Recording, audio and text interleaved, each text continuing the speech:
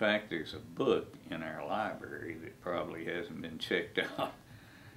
In 20 years, it was written about Ragtime by a man, Rudy Blesh, and his assistant, who came to Texarkana and sort of walked the streets and had heard about Joplin and wrote about him. But still, I never heard the name until we did an Evolution of Jazz concert at the old Arkansas Municipal Auditorium. And Mr. Beasley, who was owner of the main music company here, he, from the stage that night, he said, you know, jazz, in a sense, was partly born in Texarkana, in the music of a young fellow, black, who grew up in the Sandflat area. And there's a book about him down in our library that these people wrote, but he wrote a very interesting group of rags, and tonight my son, Rue Beasley, is going to play the Maple Leaf Rag, which he did.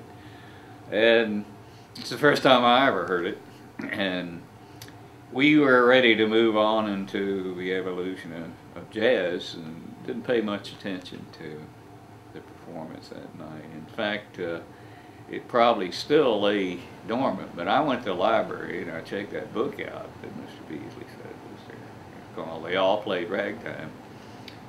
I read it and really got intrigued by the fact that here's a native Texarkanian that went on to some degree of fame. And I started doing some research, found out other people had been here.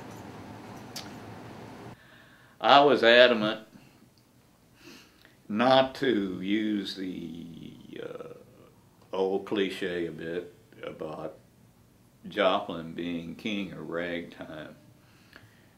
I think he definitely deserves that title. In fact, the book written by Ed Berlin, which I think is the most definitive one, still calls him the king of ragtime, but Ed is so happy, and I am too, that we simply put American composer, because he did write an opera. And even though it was never performed publicly, but the setting for it is north of Texarkana, somewhere near the Red River. The opera, of course, is Treemonisha. It's a folk opera. But as I pointed out in the brief thing I gave to you, it was done before Porgy and Bess. It was maybe the first one, and it has a lot of merit. Now, as far as Joplin's Texarkana story,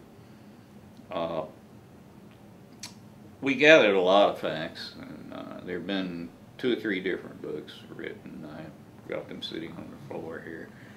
James Haskins was the first really major one, but the people that came here earlier, Rudy Blesh, who was, well, he was an authority on early jazz, and of course I got to meet Rudy through the years and others, but they got all of their information sort of second, third hand from Lottie Stokes Joplin, who really turned out to be Joplin's third wife.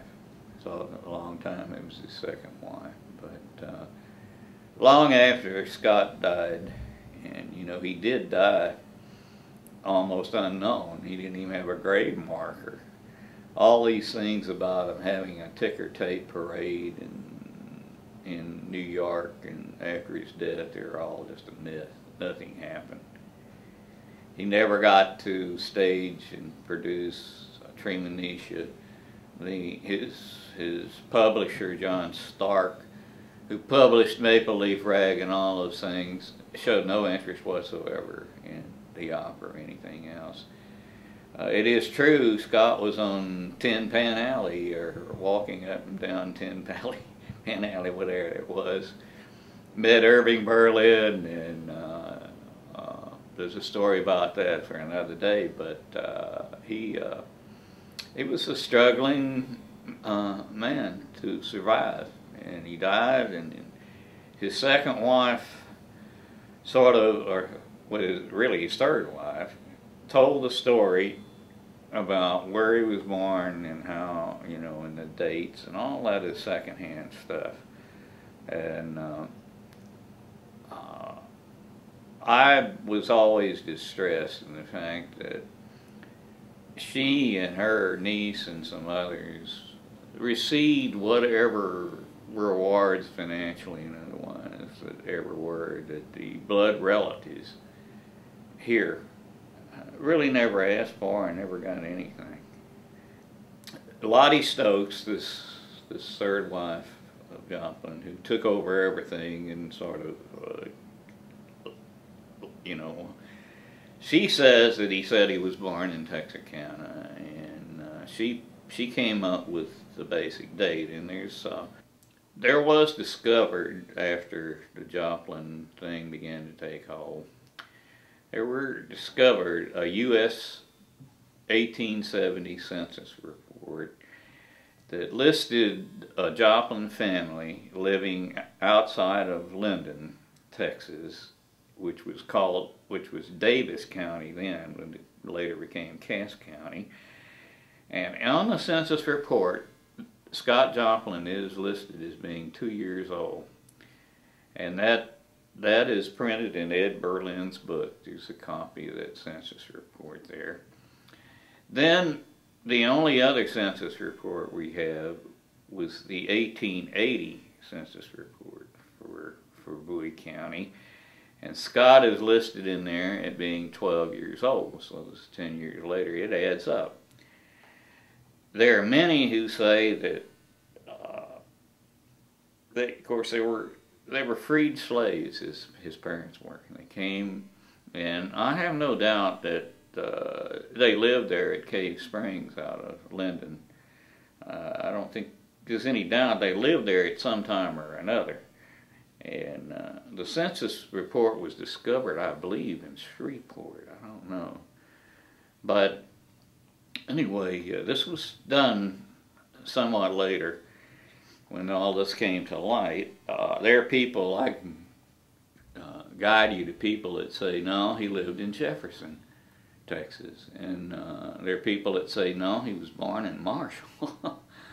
We'll never know.